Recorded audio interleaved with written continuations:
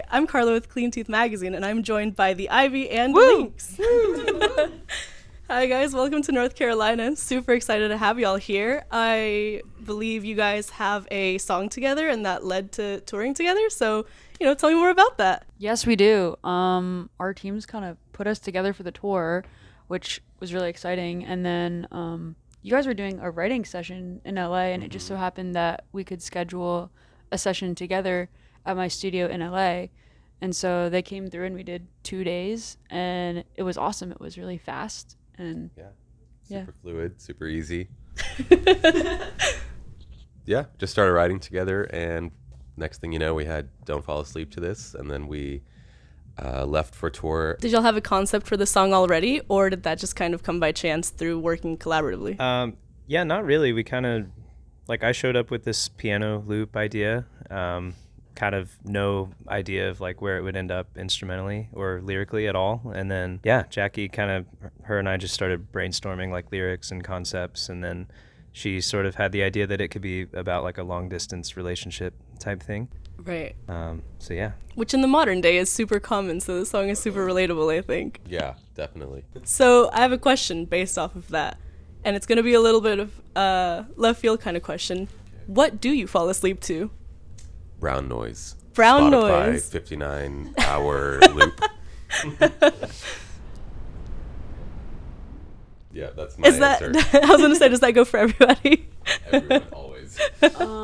I've been trying to read. To be honest, I scroll on silent TikTok.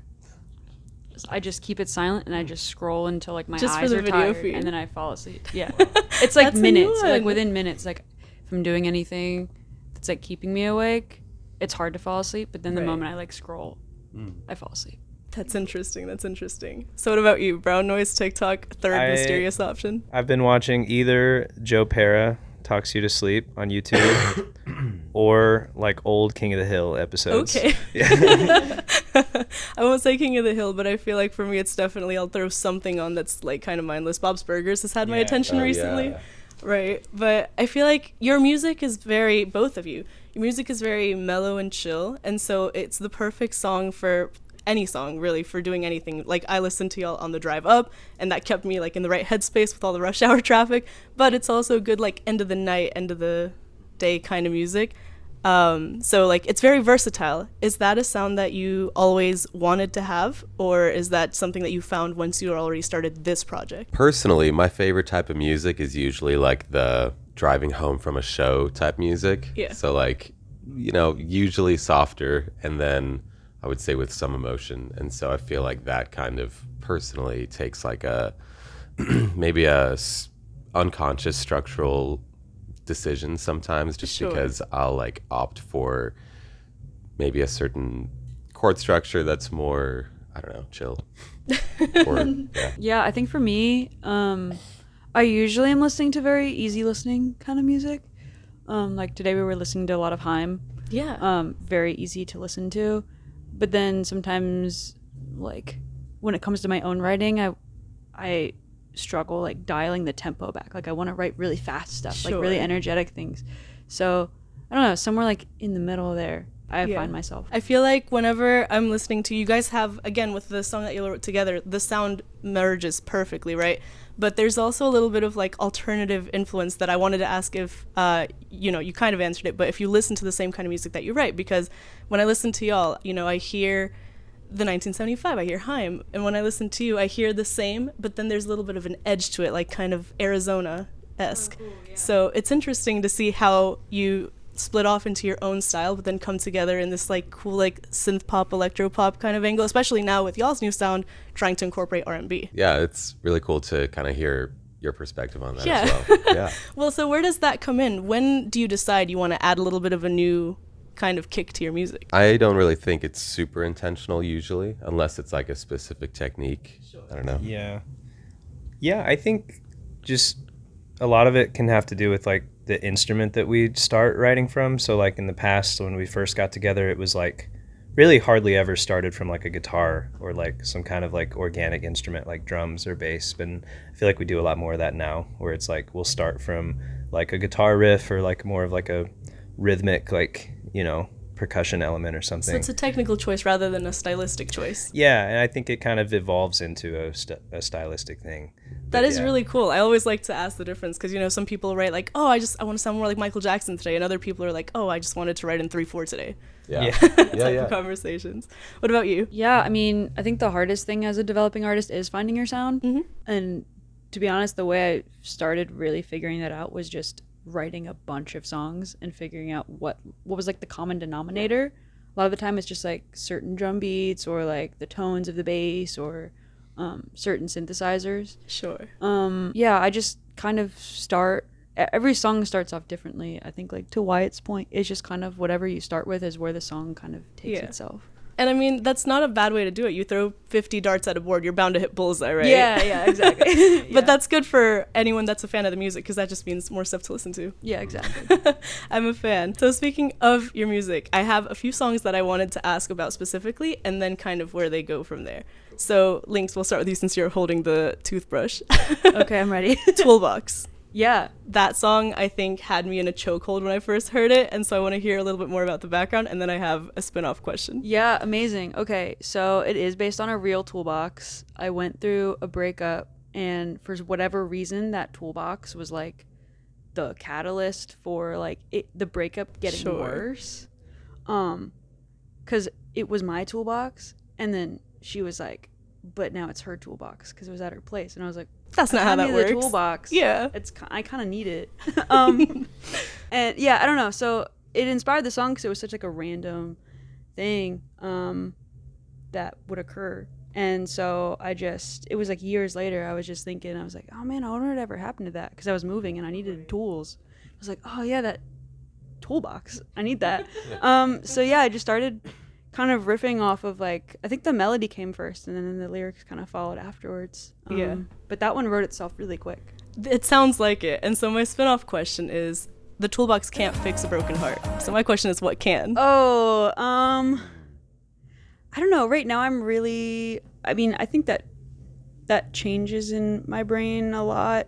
I think right now what I'm like figuring out is like time really does heal a lot of things. Yeah, because time just allows you to process more. for sure. And talk with friends and talk with family and people that love you.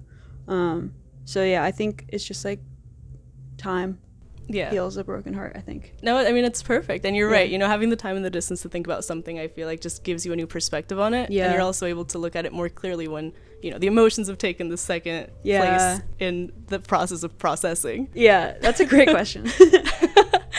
Thank you, of course. And now for you guys, the song that I originally found you guys with was Hurts Just Right. That song, I think I had maybe in my top 5 on Spotify for like a couple of years when it came Sweet. out. So, of course, I'd like to know more about that. Yeah, this is going to be really lame, but lyrically, I kind of like don't remember what I wrote that song about. I think it was, yeah, it's like one of those things that kind of just like flowed out very, very fast. And I like wasn't really analyzing what I was trying to say like Sure. lyrically at all. But I remember that kind of being the first song where I was like, oh, we could have this like kind of more like guitar driven, like indie rock kind of sound. I think it was like kind of the first departure for, not departure, but like kind of showcasing like a different side of what we can do instrumentally. And I always tell people that's my favorite song, so I'm glad that's the one you Aw. asked about, because I think just how fast it happened, like usually those end up being like my favorites. Yeah, those are the ones that are just instinctual. Yeah, And it kind of proves your point that time kind of does heal all. for sure. So I have 2 questions off of that one. The first one being, of course, what is something that you would say hurts just right? Because I feel like obviously heartbreak is one of those things, you know, the love part of it makes it worth it, but Yeah. you know, it is Yeah. painful to get over once you get there. Sure. I would say spicy food I agree. and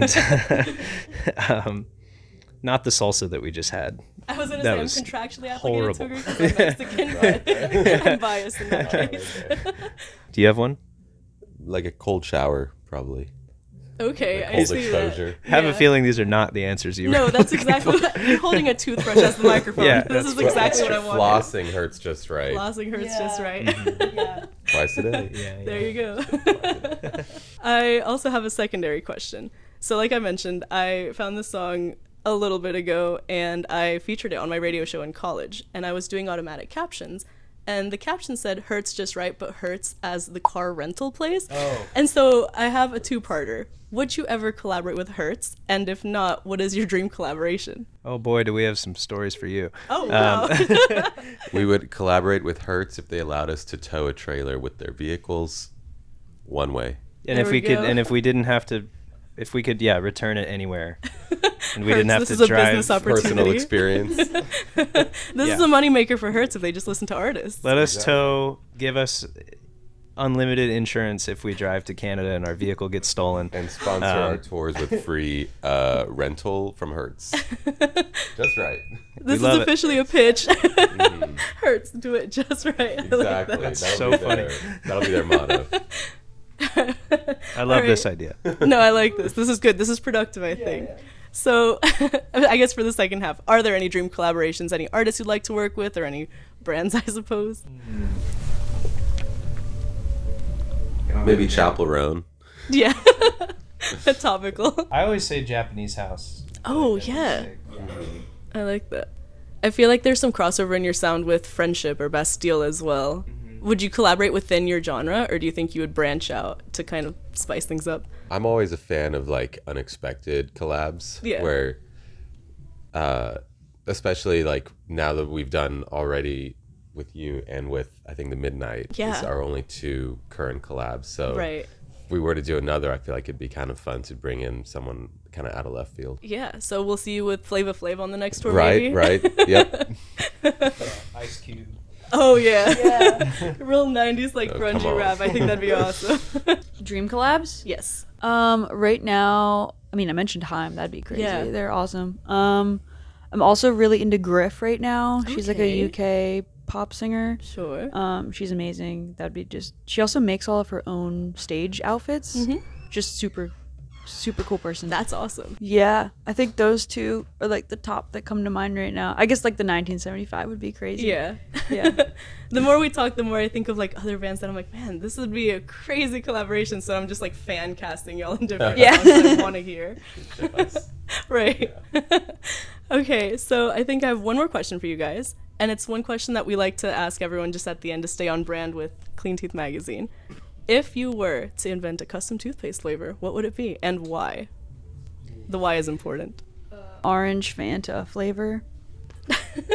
That might be the first I've heard of someone wanting orange and toothpaste I together. feel like that would probably, kind of like a orange sickle kind of flavor. Oh, okay. Yeah, like the I see vanilla those are the orange. push pops type. Yeah, vibes. yeah. I like that. I'm gonna say cucumber passion fruit. I Very feel like it's very refreshing. refreshing. Yeah, Maybe cucumber mint actually. Yeah. that's kind of like giving mojito. Right. I like that. Yeah, little mojito flavor, Yes. margarita flavor. Oh yeah. I would want to see like the grapefruit LaCroix as a toothpaste. Pamplemousse. Yes. That's a good one. That's a good one. Wow, I love this. Those are all answers I don't think we've ever gotten, so Let's this go. is a good time. As our interview here draws to a close, my request is always if you guys have anything you'd like to shout out, anything you'd like to state, now's the time. Fairfield over Courtyard. Nice. Nice. And of course, you have a new single that we And should I have a new listen to. single. Yep, it's called "I Live in This Body." Awesome. Yeah. Anything we should know about it? It's about everybody. Amazing. So listen to that. Cool. As for you guys, Check out Don't Fall Asleep to This with the Ivy and Links. amazing. Springfield over all the hotels that Sean said. And also, the Ivy has a new album out. I think it's your first full-length album, right? Mm-hmm. Yeah. So length. you The door's actually still have- open. there we go.